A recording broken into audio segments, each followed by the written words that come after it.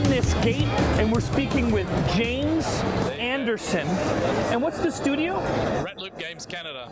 We're based out of Montreal. So, Ooh, yeah, exciting. It's nice and cold. Awesome. So tell me a little bit about Lemnis Gate. Okay, Lemnis Gate, it's a first-person shooter with a twist. And the twist is that it's a turn-based first-person shooter, which sounds a little weird, but the whole game is played inside of a 25-second time loop. So if you and I are playing against each other, it's a PvP game. We would each play one character for 25 seconds. Then that 25 seconds would loop over and over again, and the character would repeat its actions over and over again. So then you would play a character and add your 25 seconds into the time loop. So we would then take turns adding newer and newer characters and building on top of ourselves. So we create like a team play out of ourselves. Cool. And how many characters are there? Because each one has different like roles. Sure. We have 7 playable characters right now. They all have different stats, different archetypes, different weapons and abilities. So it's quite a diverse lineup. Are you looking to expand that, or are you feeling like small is a better? I think at launch we will have our 7 characters, but we definitely have ideas of how to expand the set of characters over time. So it's something we're definitely going to look at. Cool. And right now it's not available, right? No, we're not out yet. But so early access, you're planning on bringing? We are looking at early access. We don't have a solid launch date as of yet, but it will probably be in 2020 sometime. So. Cool. I don't want to be too vague or too specific. No, I understand. I've just honestly, not to get too into the depths of it, right. I've spent so much money on early access games that I felt we're not at the level that you're already at. Right. So I guess it's... so you think we're ready, huh? I mean, I don't know. I don't think that there's a lot of people ready that are already up there. Right. But from the limited time I got to spend with it, it feels really fun to get my hands on. Okay, fantastic. So let's take a look at the game. All right, so we're playing... what's the mode called? Okay, this mode's called Seek and Destroy. It's one of our 4 game modes. In this game mode, it's asymmetrical, so one team is trying to destroy objectives and the other team's trying to defend them. Cool. I'm familiar with Seek and Destroy and different kinds of first-person shooters. It's really neat that we get to watch the other person's turn. It kind of reminds me of in Screen Cheat how it's encouraged. It is. In this game, screen cheating is the essence of the game. The more you strategize and the more that you watch the other person's moves, the better you'll perform in countering their actions. Do you have a suggestion of what a good first player is? I often prefer the commander, which is the star on the top right. We call her Capitan. She's a standard character with an assault rifle and a grenade combo, so it's something that's fairly familiar to a lot of our players. It's a good place to start. So you can use the right bumper to use your special ability. And what's the special? Oh, the grenade? It's grenades for this character, yeah. Oh, he got it, huh? Yeah. Oh boy, I thought I was going to do a much better job. That's cool. Let him have it. Damn reloads. Well, it was fun. It's okay. You can get her on the next loop. Yeah. It's important to be watching. It's like the opportunity to screen cheat, you should not miss out on it, because I wasn't paying quite enough attention to his first turn. Oh, I'm seeing him flip different characters. Is that right? Yeah. So you can control the other character you've already gone through? No, we have 7 playable characters. You can only take each character into the time loop once. So when I just saw that flash, how did he flash to another player? That was a teleport. So this character, he can place toxic slime on the ground, and he has a teleport as his special ability. So I thought he was flipping. Right. No. That's interesting. So each character has its own like quirks and its own capability. You kind of have to learn what they are and master them. Yeah. So that guy comes in there. All right. So right now I'm seeing the turn play through, and I have 30 seconds to choose my character. All right.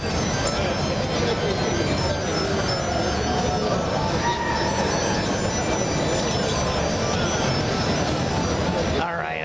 I think that I can protect this side here. I'm going to try to drop a turret in hopes that with both these characters... Yeah, that's a good play. I don't know if I did it fast enough, though. So yeah, what's cool about the game is you get a chance to really strategize, and you can actually apply really deep tactics, and you can win by outsmarting your opponent. So it's not just about having a better reflexes or a better shot, you know. You can actually win by outsmarting, which is really, really satisfying. One thing I was really excited to hear you say, because I feel like it's almost a lot with the internet and everybody playing online, you don't get as many hot seat games, not as many games you can sit on the couch. So you can play with, go ahead and tell me about the that's hot right. seat I mean, as a benefit of being a turn-based first-person shooter, you can actually play the game with one screen and one controller with up to 4 players. You can just pass the controller between you and your friends, and you can have a really great experience just on the couch like that. So although the game's meant to be played online, we fully support this kind of configuration as well for consoles.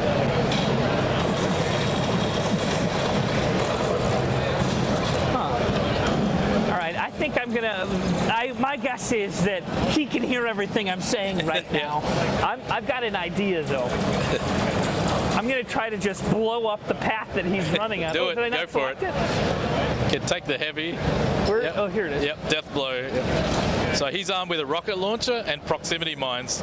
So if you press your left bumper, your special ability button, you can throw mines on the ground, or you can use your primary weapon just to blow him away. Oh, that was the biggest waste.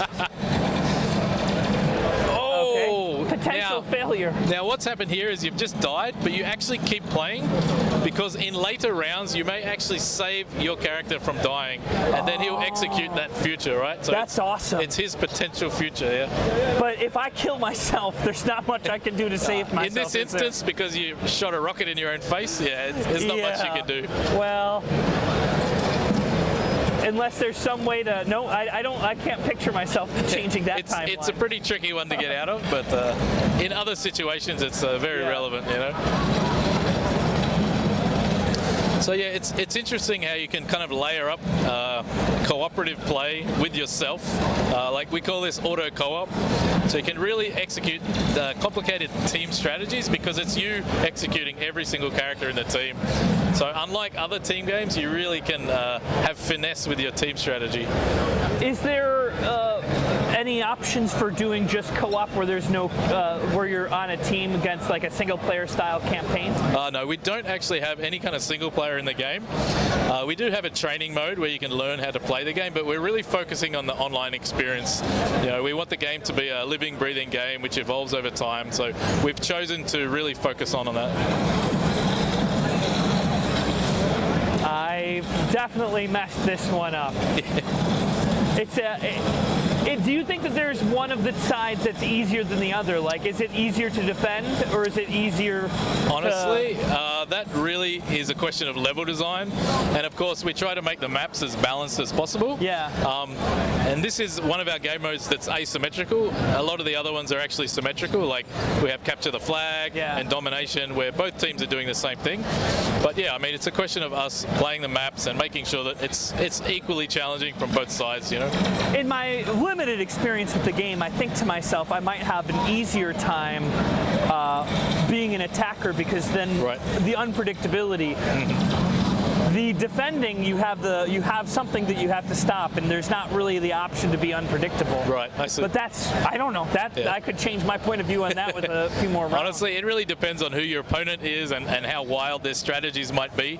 You can encounter, conventional, safe players, and then you can encounter players who have very crazy ideas and try to pull off, wild moves. But all in all, I mean, it's a fun and challenging experience on both sides, you know.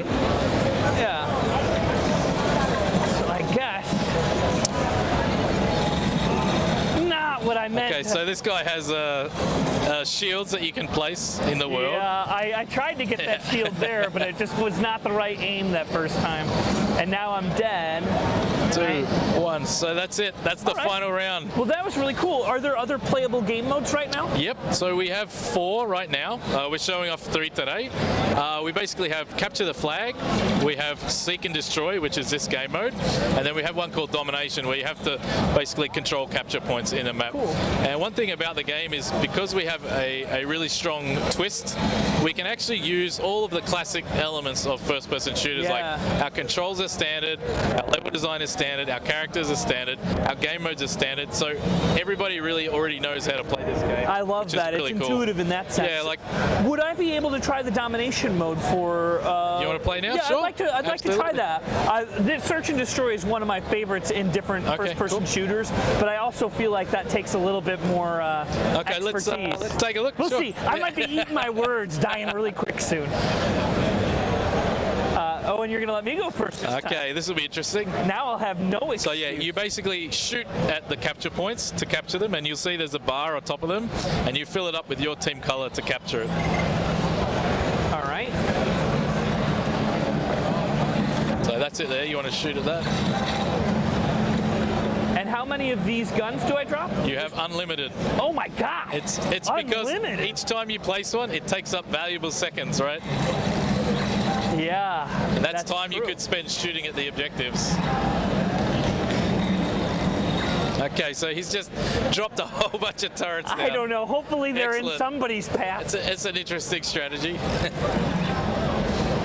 Okay, let's see what Bruno's going to do in response to that. Oh, he's going straight for the sniper. Sniper's a very powerful character, so he's brought it out early. Oh no! And the sniper has bullet time as its special ability to just help you get those headshots that you're looking for, but not in this case. All right. So now he stopped me from dropping a good deal. Exactly. So one thing to keep in mind is every time you play a character, everything resets back to its initial state. Yeah. So you can prevent characters from performing actions, you know. Like if I threw a grenade, you could shoot me before I threw my grenade, and then my grenade would have never existed in the first place. So there's kind of some really cool mind-bending tactical elements to the game. Oh, wait, where did he go? Get him. There you go. Nicely done. All right. Now you want to shoot at the objectives and try and capture them. Oh, yeah. Yeah. For some reason, I was still thinking that I was trying to. Okay. So defend. you'll see it'll turn blue once you've captured it. There you go. You got it right at the end there. All right, that was worth it. Yeah. And we have a timeline at the top of the screen. You can see that. So we show the key events. So right at the end there, you see you've captured objective A. And there was a death in the middle. Somebody died. Oh, cool. So now Bruno's playing with our scout. So our scout has a jetpack and is highly agile and maneuverable. There seems to be unapologetic homages to some of my favorite shooters. Yeah, look, I mean, I love it. I love it. This is what people, you know, they know it and they love it. Yeah. And you know, we want to embrace that and use that. It's things that we enjoy too, right? You know, we love the shotgun, we love the rocket launcher, we love this kind of stuff. So it's like, why fight it? Right. I'm gonna see if I can't cut off his. Okay, let's see what you I can don't do need to here. kill that guy. Oh, I made a mistake. This is where I want to go. Wasted valuable time. Those seconds are crucial. Oh. No, you can't go up there. You have to go through the log. Yeah. Almost. You got him. Boom. Ending with a headshot. Nice. Yeah, I don't know if I really saved anything there. But At least you got the kill. Get some blood on my hands. Yeah, that's right. Are there characters that you're working on right now that you haven't found a way to balance in, or anything that you're hoping to add in? That's Look, I mean, some of the abilities changed around during development, and all of the characters are currently being tuned and balanced constantly. But I think we're at the point now where they all have their strengths and weaknesses. And you know, one of our goals is to not have a character that can't be countered in some way. Yeah. So, you know, we've worked on that, and we've play tested the game quite a bit. So. I think what's interesting is when we add new characters, they can really add a whole new depth to the game. I mean, a new character with a new ability can really open up changes tons of new all options. the balance, yeah. right? Yeah. So we need to be careful. How many people have gotten their hands on the game so far? I mean, I know it's going to be a rough estimate, but we're talking like 500 people that played internally, you mean? Yeah. Yeah, probably between, I would say, I don't know the actual number, maybe between 100 and 500 or something like that. Pretty cool. I imagine that each person that gets to spend some time with it kind of reveals some things that you were maybe not expecting. Yeah, there's a lot of surprises that we've found, and we've been playing the game for like maybe 10 months now, and there's still like new strategies that we discover that we hadn't have thought of before, And it's funny when you see somebody sort of playing the game for the first time, they play in a very conventional way, and then slowly they start to think a little bit differently, and then they start trying weird stuff. Are you noticing the way I'm playing differently now? No, you're not there yet, mate. But yeah, I really blew that. It's really cool. Like, you literally see their minds opening up a little bit to the whole time concept. So it's something that you can have fun with and try out different theories and things like that. Yeah, I love it. I feel like this is the kind of game that you could just dump hours into, and especially if it was like a party-style game with a bunch of people passing it around. Yeah, we have like private sessions, so you can actually start a game and only invite your friends and stuff like that. So if you want to play, with your friends, you can do that. If you want to play publicly, you can do that too. Unrelated to gaming, what's your favorite time traveling movie or story? I think honestly, I'm a big fan of Back to the Future. Yeah. I mean, there's tons of good ones, but I think that one has to take the cake. Yeah, I think that one's pretty good. I'm also a really big fan of Hot Tub Time Machine. Oh, yeah, I've seen that. That one's pretty funny too. But no, there's some great films out there for sure. I watched the Edge of Tomorrow, the one with Tom Cruise. Oh, I haven't seen that one. That one's pretty good. It's more of like a military style stuff, but pretty entertaining.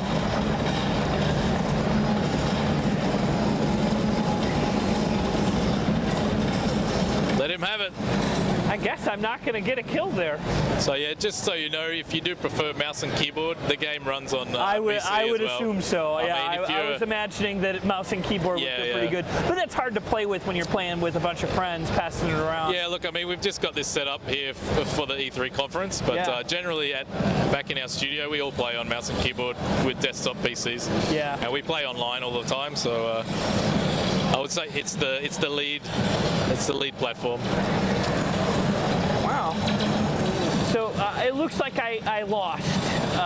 Pretty so bad, far. but I'm okay with that. I would rather somebody hand me my ass than let me win, and it would have taken a lot of effort for him to let me win. At least he's not fake. Yeah. He's not faking it. All right, well, thank you so much for your time, Really James. appreciate it, man. Nice chatting with you guys. Appreciate it, and I'm looking forward to Lemnis Gate, and we have no release date. No, not but yet. Crossing fingers of 2020? Yeah, it will be 2020. So.